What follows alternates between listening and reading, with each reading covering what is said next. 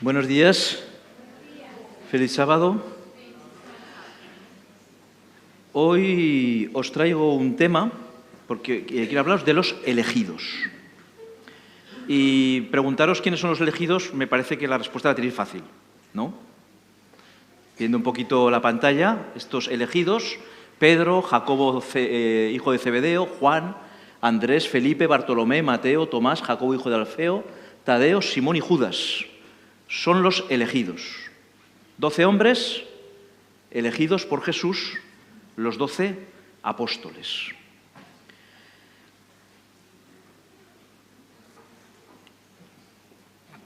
La Biblia nos da 4 listas de los 12 apóstoles. Mateo, Marcos y Lucas dan su lista. Juan no nos da ninguna lista de apóstoles.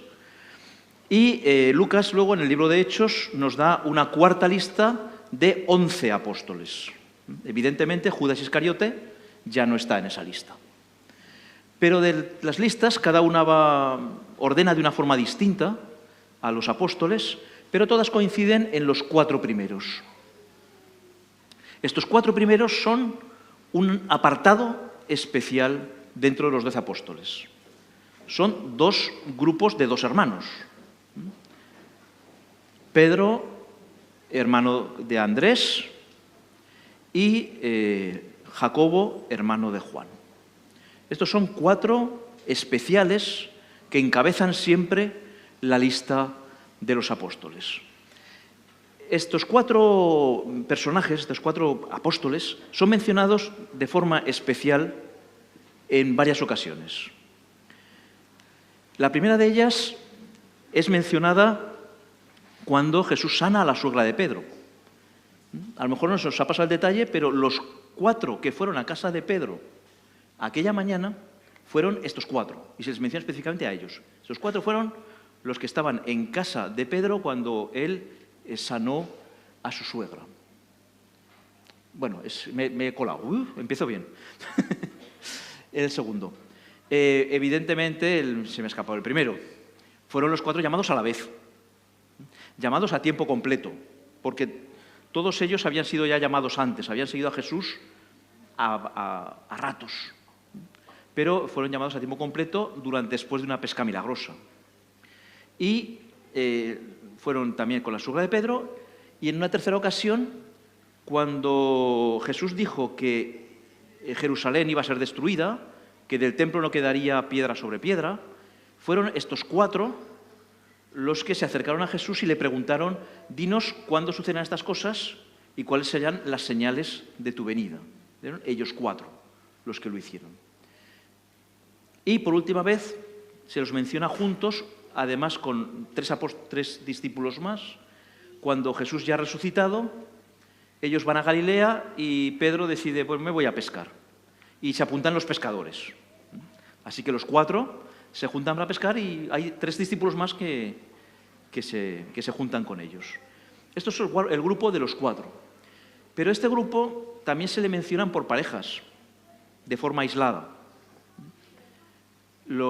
Jacobo y Juan, los 2 hermanos, hijos de Zebedeo, también llamados hijos del trueno. Un carácter curioso que Jesús tuvo que ir limando poco a poco. Pero a Jacobo y a Juan se le mencionan especialmente en 2 momentos, de forma específica. Jacobo y Juan, ¿qué hicieron juntos? Pues lo primero que hicieron fue en Samaria. En Samaria, pues los samaritanos de una aldea no quisieron ayudar a Jesús porque veían que iba a Jerusalén, y pues estos hermanos celosos de Jesús dijeron: bueno, danos la opción de que podamos pedir como Elías baje del cielo y los destruya a todos. Esos son los hijos del trueno. Pues ellos, impetuosos, poco a poco fueron cambiando. Pero también se les menciona en otra ocasión, cuando se acercan a Jesús, los 2 hermanos, y le dicen: queremos que nos hagas un favor. Sentarnos a la derecha el uno y a la izquierda el otro, cuando vengas en tu reino. Fueron ayudados también por su madre, también seguidora fiel de Jesús, que los representó en esta petición. Esas son las 2 ocasiones en las que se mencionan juntos a Jacobo y a Juan, a los 2 hermanos. Y también se mencionan juntos por pareja a Pedro y a Juan. Es curioso que a Pedro nunca se lo menciona, solo con Andrés. Pedro y Andrés no se menciona nada que hicieran juntos, solos. Pero sí se mencionan varias veces y muchas veces a Pedro y a Juan, que hacían cosas juntos. La primera que se menciona en los Evangelios es que Jesús les pidió que fueran a preparar la Pascua. Se lo pidió a Pedro y a Juan. La segunda ocasión, cuando preguntaron sobre el traidor. Eso fue una confabulación entre los dos. Cuando Jesús dijo, uno de vosotros me va a entregar, pues entonces Pedro le hizo señas a Juan para que Juan, que estaba recostado al lado de Jesús, sobre el pecho de Jesús, le preguntase. Y se deberían de entender muy bien, porque por señas Juan entendió lo que le estaba diciendo. Me hablan por señas y no me entero. Pero entre ellos dos había tal feeling que se confabularon perfectamente para que Juan le preguntase a Jesús. La siguiente ocasión es cuando las mujeres acuden donde están los apóstoles y dicen, la tumba está vacía, Jesús ha resucitado. Así que los dos se ponen a correr para ver si realmente lo que decían las mujeres era verdad. Juan era más joven que Pedro, se nota enseguida, porque cuando llegaron, no llegaron a la vez. Juan corría, era más joven y llegó enseguida. Y Pedro, pues le costaba más y al final llegó. Lo que pasa es que Pedro era más atrevido y Juan llegó y se quedó ahí al lado de la piedra por si acaso yo no entro. Y Pedro, en cuanto llegó, ¡bum!, adentro. Pero los dos, es curioso que los dos decidiesen irse corriendo para allí a hacerlo. La siguiente ocasión es cuando sanaron al cojo. Cuando Jesús ya había ascendido, Pedro y Juan iban al templo y tomaron al cojo y le dijeron, no tengo oro ni plata, pero lo que tengo te doy. Y sanaron en el nombre de Jesús al cojo. Relacionado con esto, se les vuelve a mencionar cuando el Sanedrín los llama a ver qué había pasado y el Sanedrín se asombra de Pedro y de Juan. Porque si son hombres que no han estudiado, que no tienen conocimientos académicos, ¿cómo hablan tan bien? Pedro y Juan asombraban al propio Sanedrín. Y la última vez que se les menciona juntos, a los dos, a Pedro y a Juan, es cuando son enviados a Samaria.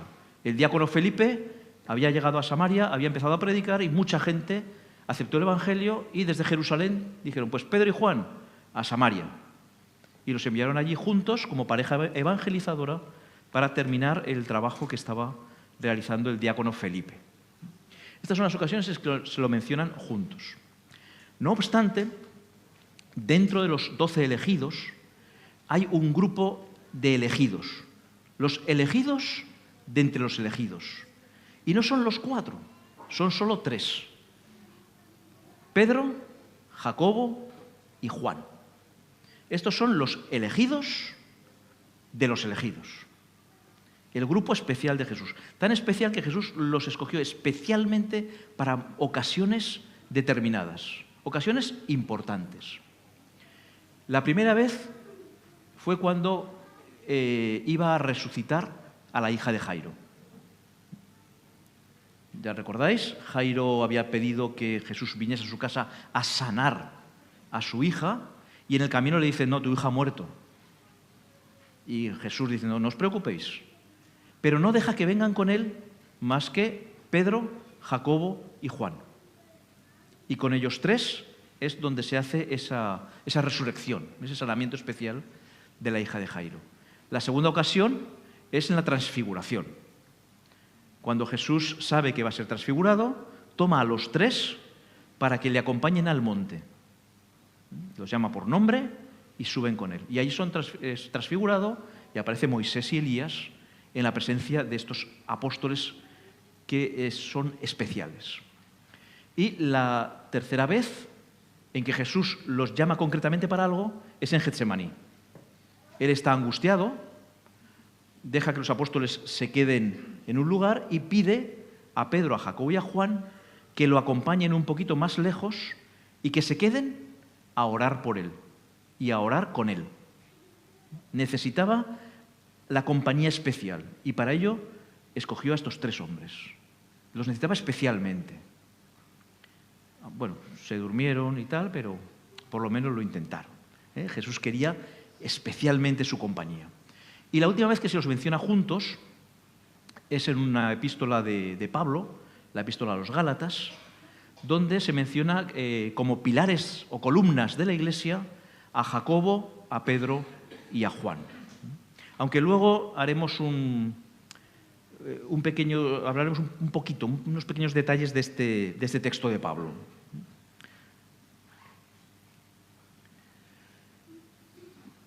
Todos los apóstoles, no solo estos tres, todos los apóstoles tuvieron una muerte violenta.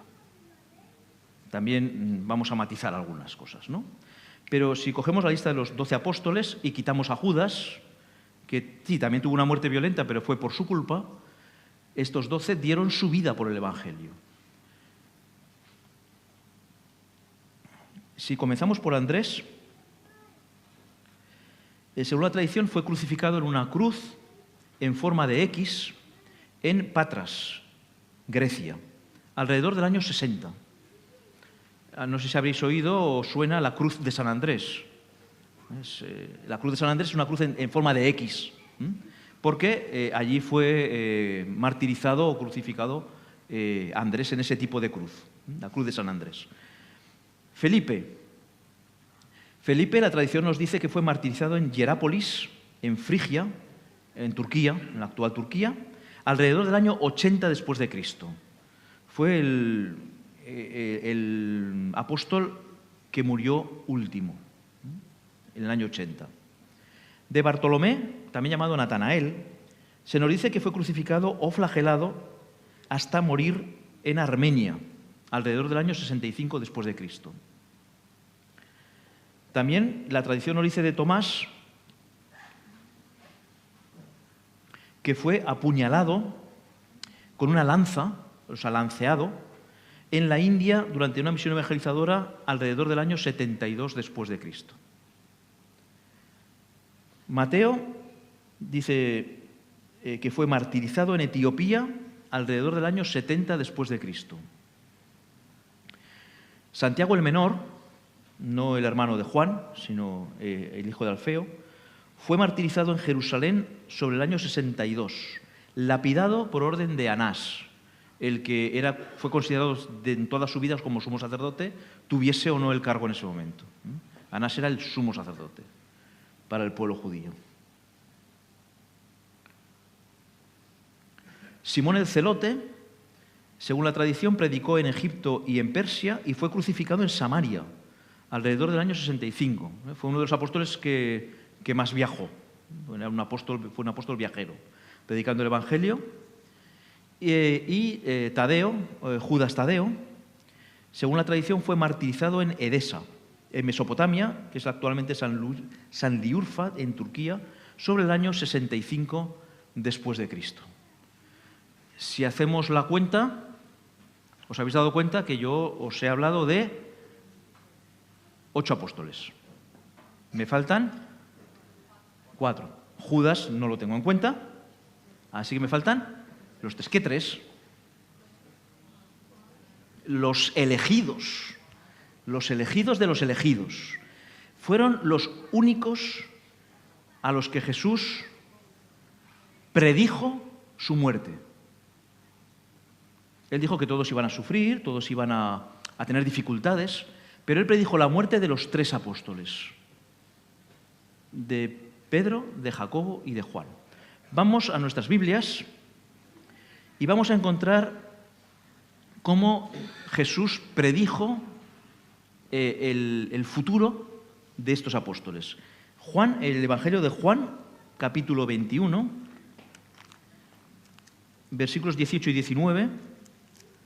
Juan 21, 18 y 19 nos dirá la predicción de Jesús acerca del futuro de Pedro.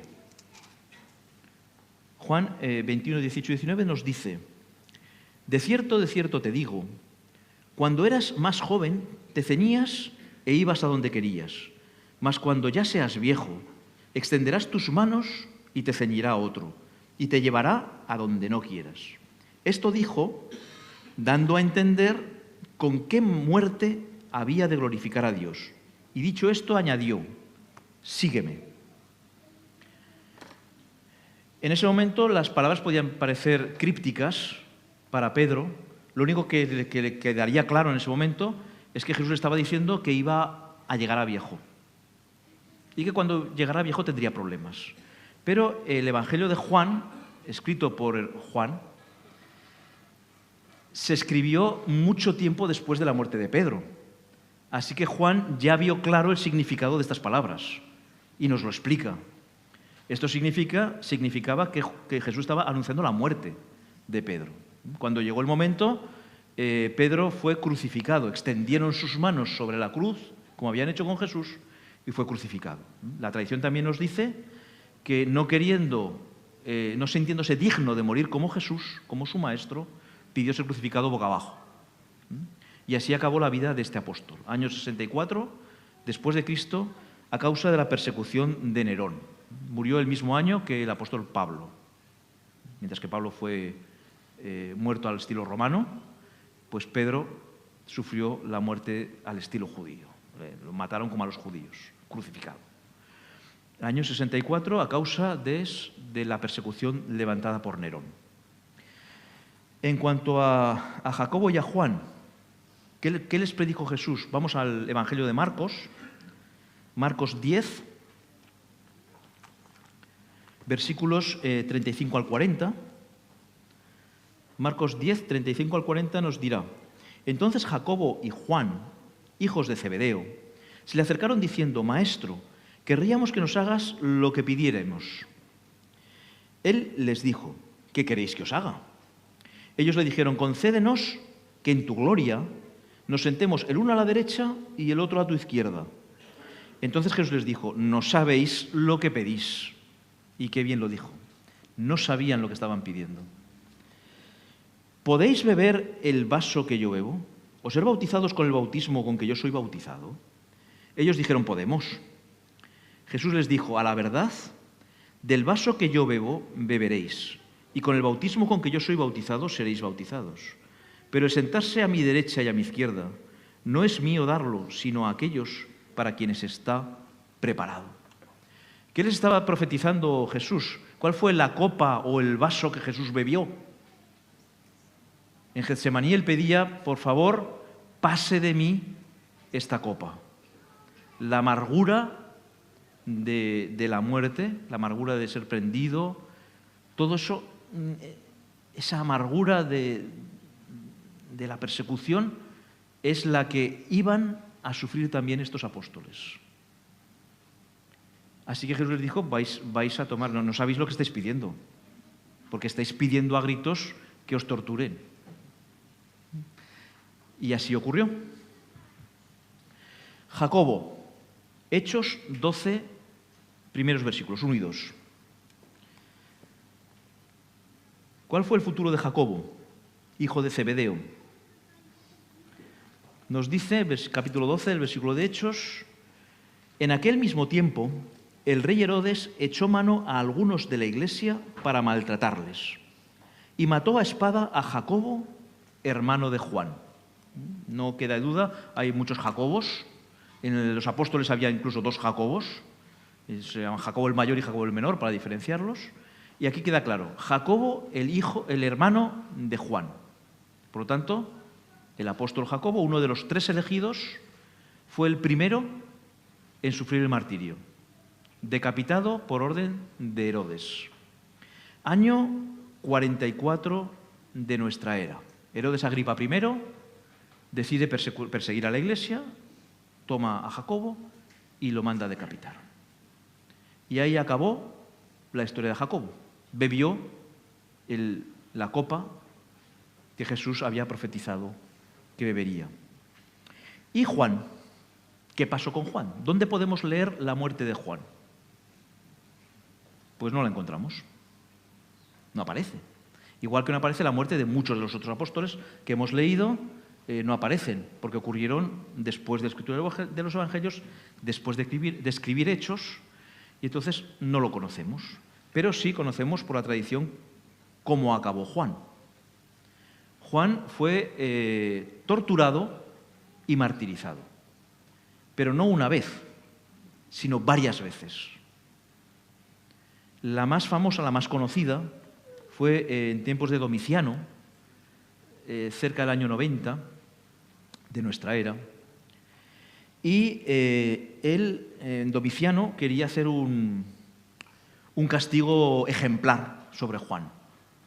Era el último apóstol vivo, era algo grande en la iglesia cristiana de aquel tiempo y quería hacer un castigo ejemplar. Así que, después de torturarlo, él lo echó, mandó que lo echaran a una cisterna con aceite hirviendo. Y ahí debería de haber sido el final de Juan, pero el aceite hirviendo no hizo ningún efecto sobre el apóstol y salió. Algunos podemos pensar, fíjate, martirizado y tal, y él sale tan tranquilo. Recordad que antes de ser arrojado fue torturado. Es decir, Juan no salió tan tranquilo. Él bebió de la copa, pero Dios no quiso que muriese, sino le preservó. Fue llevado a Patmos y allí escribió el Apocalipsis, y él vivió hasta casi el año 100. Según la tradición, él murió tranquilo, en paz y en su casa. El único apóstol que murió tranquilo, a pesar de los intentos de matarlo, que fue librado solamente por milagro divino. Porque si no hubiera sido por el milagro divino, Juan tendría que estar muerto. Pero él murió en paz allí. Antes de avanzar, porque luego tengo una pregunta para vosotros sobre estos tres, quiero hacer una aclaración sobre el texto de Gálatas. Vamos a Gálatas 2:9 para poder hacer un pequeño comentario sobre este texto. Gálatas 2, versículo 9. Dice así el texto. Pablo es el que está escribiendo. Conociendo esto, 2:9, aquí. Asimismo, perdón, me he confundido, he ido demasiado. Me he pasado a Tesalónica. A ver. Me he pasado de texto, de libro. Gálatas 2:9 nos dice: y reconociendo la gracia que me había sido dada, Jacobo, Cefas y Juan, que eran considerados como columnas, nos dieron a mí y a Bernabé la diestra en señal de compañerismo, para que nosotros fuésemos a los gentiles y ellos a la circuncisión. Pablo está hablando de un momento de su vida, de su ministerio. Concretamente, él está hablando del año, aproximadamente el año 49 o 50, y él dice que va a Jerusalén y allí se encuentra con las tres columnas de la iglesia, con los tres principales dirigentes de la iglesia: Jacobo, Cefas, que es Pedro, y Juan. Es la única ocasión en que se les menciona en ese orden. Siempre se habla de Pedro, Jacobo y Juan. Y aquí se dice Jacobo, Pedro y Juan. Se pone a Jacobo delante de Pedro. Lo más interesante es que este texto hace referencia a una visita de Pablo en el año 49 o 50. Y Jacobo había muerto el año 44, 5 o 6 años antes. Así que, ¿qué pasa aquí? ¿Quién es este Jacobo? Pues no puede ser Jacobo, hijo de Zebedeo.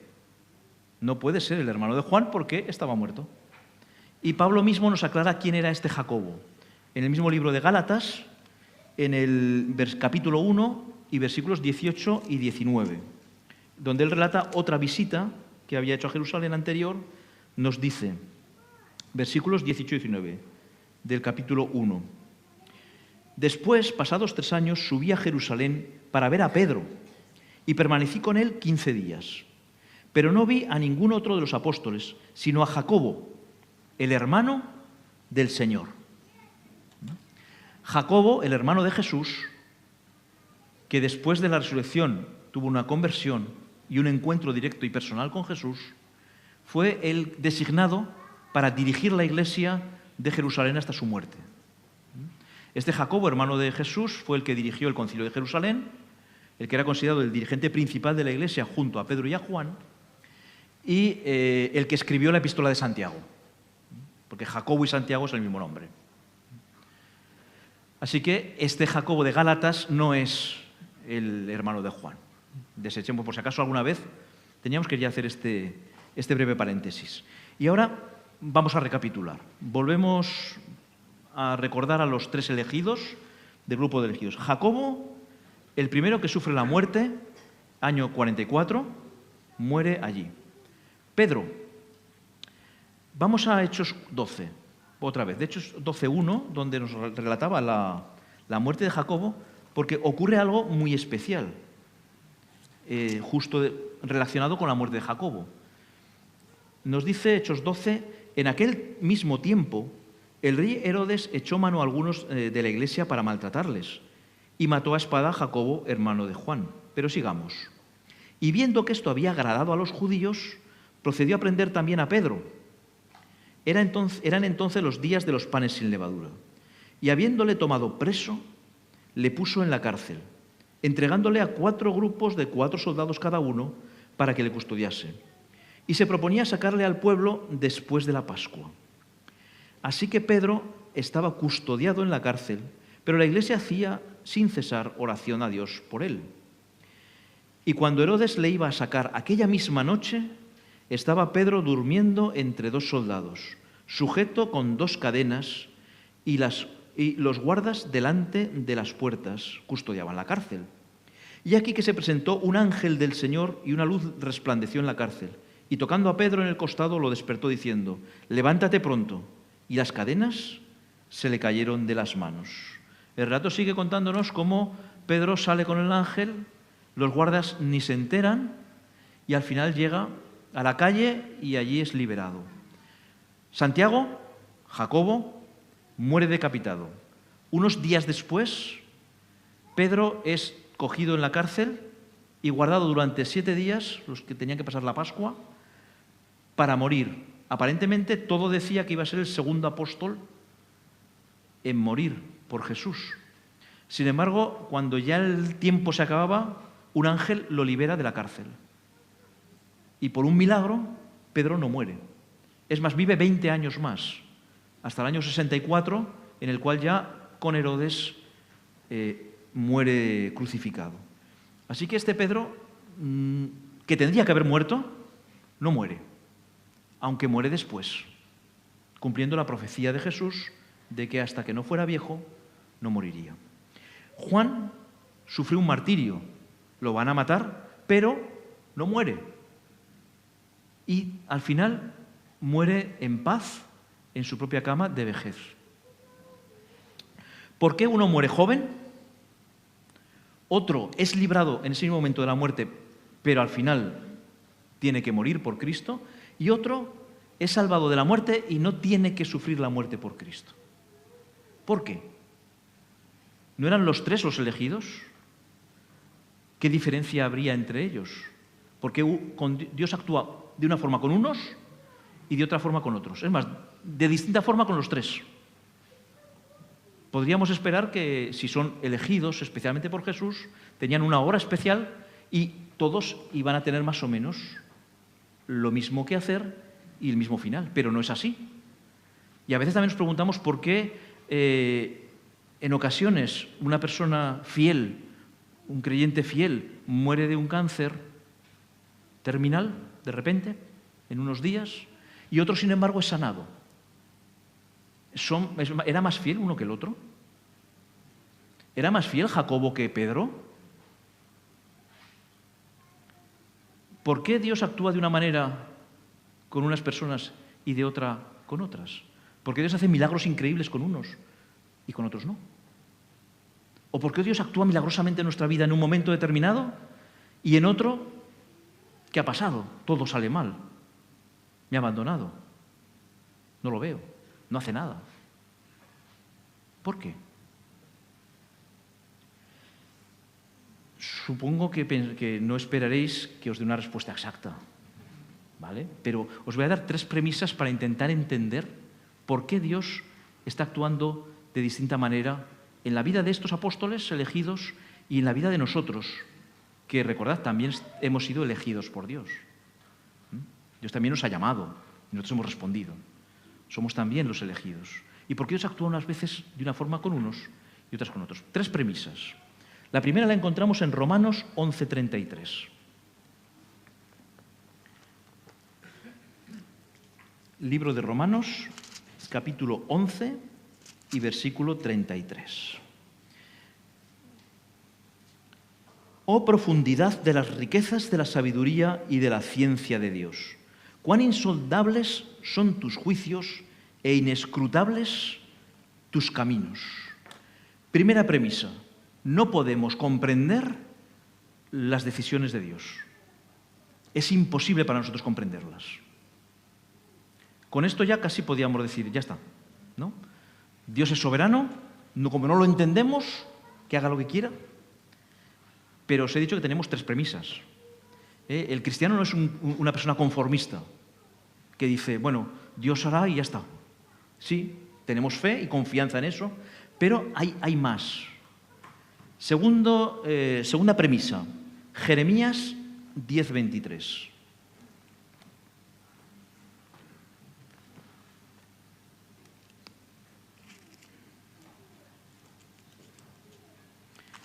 Libro de Jeremías, capítulo 10, versículo 33,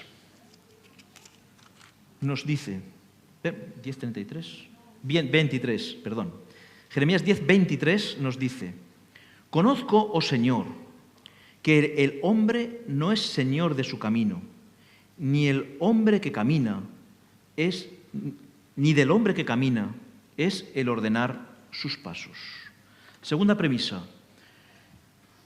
Si nosotros tenemos comunión con Dios, tenemos que tener la seguridad de que nuestros pasos los dirige Él. De que el camino que debemos tomar, las decisiones que debemos tomar en la vida, lo que nos va a ocurrir en nuestra vida, está dirigida por Dios. Siempre y cuando nosotros estemos en comunión con Él. Evidentemente, si nos rebelamos, allá nosotros con nuestro camino. Pero si nos mantenemos unidos a Jesús, unidos a Dios, entonces tenemos que tener la seguridad de que lo que ocurre en nuestro camino es lo que Dios ha decidido mejor para nosotros. Tercera premisa, Isaías 57:1.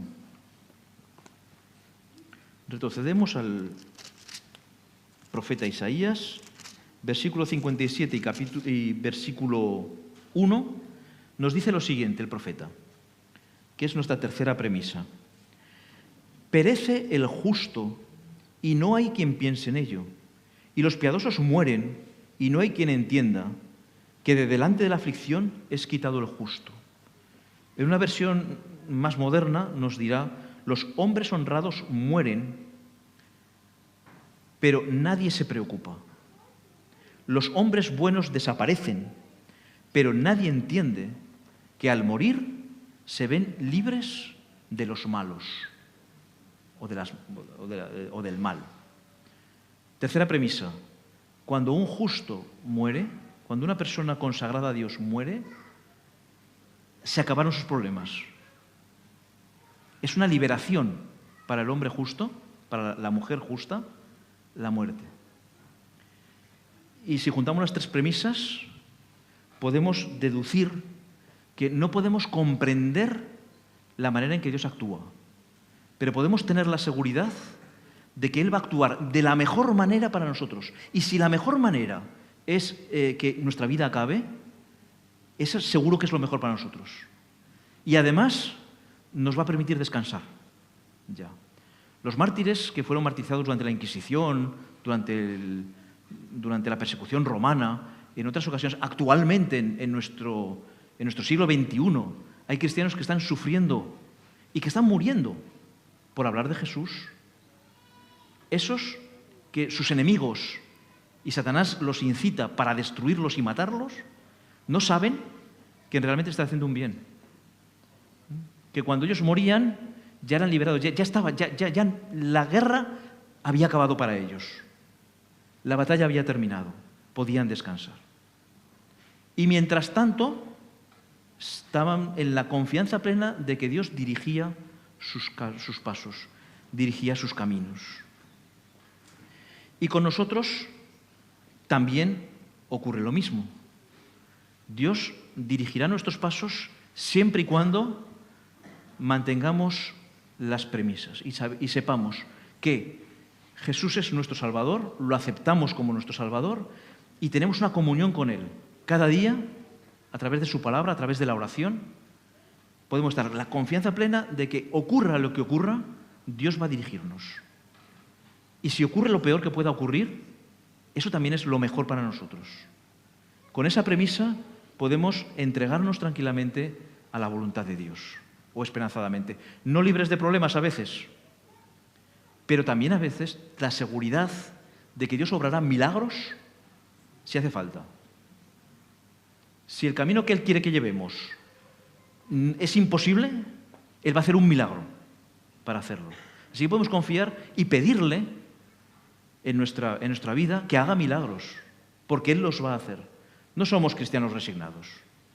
No somos cristianos, bueno, pues si Dios quiere que muramos, si Dios quiere que suframos, No, si nosotros estamos sufriendo, nosotros pidámosle a Él, porque Él puede hacer milagros y nos puede librar. Esta seguridad de que Dios hará lo mejor no nos exime de pedirle. Pidámosle. Y pidámosle que haga milagros completos en nuestra vida. Y pidámosle sobre todo que nos ayude a estar con Él en todo momento.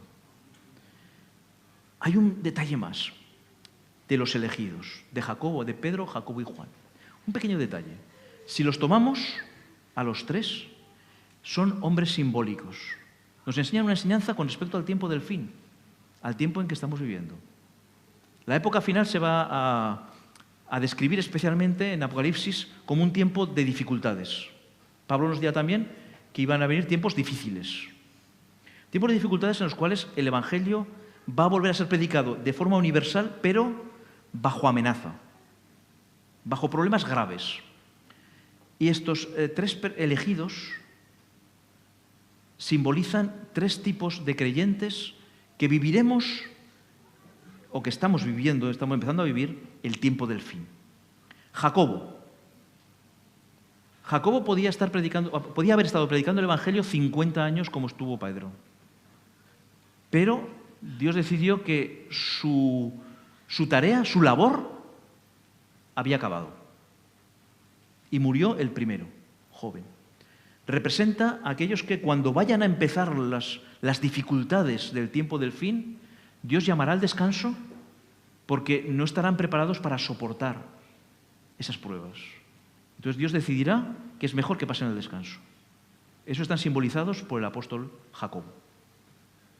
Aquellos que Dios decida que tienen que predicar el Evangelio durante ese tiempo difícil, pasando dificultades, pasando pruebas, pasando encarcelamiento, como pasó Pedro, pero que los librará de una forma milagrosa hasta que llegue el momento también de que Dios decida que han de morir por el Evangelio.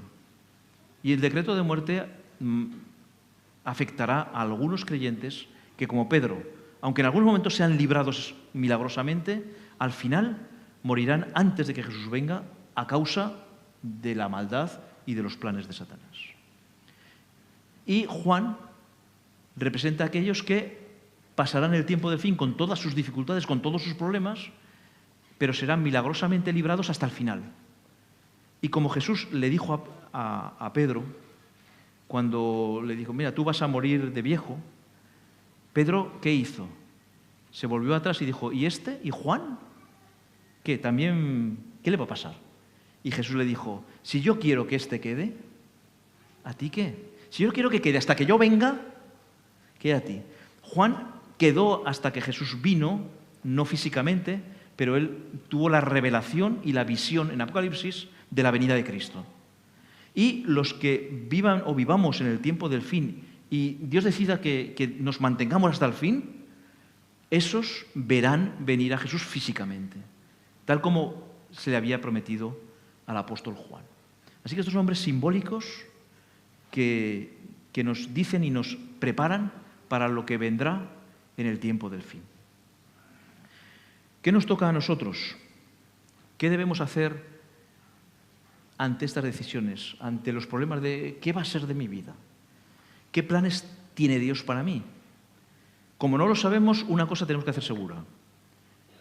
Trabajemos por Cristo. Trabajemos por el Evangelio. Dios tiene una obra para nosotros seguro. Y la estamos haciendo o nos dirá en su momento cuál es, pero hagámosla.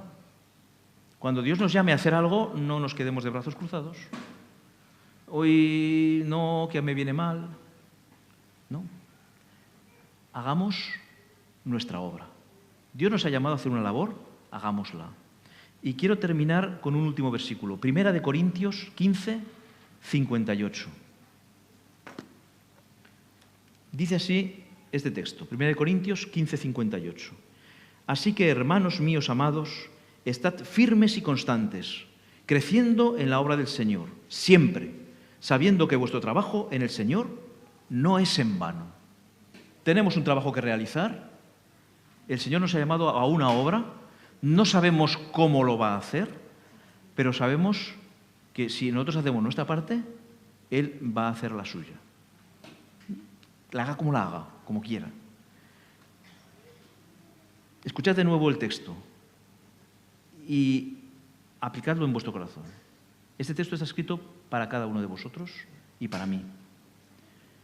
Hermanos míos y hermanas mías amadas, estad firmes y constantes, creciendo en la obra del Señor siempre, sabiendo que vuestro trabajo en el Señor no es en vano.